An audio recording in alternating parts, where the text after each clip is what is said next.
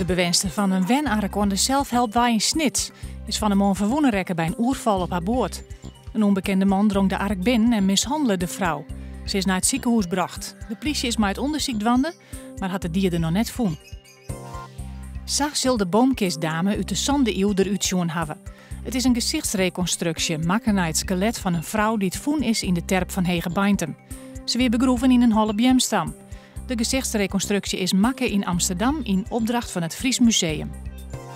Een 26-jarige man uit Roemenië stiert Joet van de rechter van zijn belutsenheid bij de moord op Omar Kurik uit Amsterdam. Het lichaam van de vermoorde man waard 2 ilien voen bij de Tjoekemar. Het weer versboen en in de bron stutsen. De 2 oren vertochten komen manje van de rechter. Het werd makkelijker om op een skip te wenjen in de binnenstad van Ljouwert.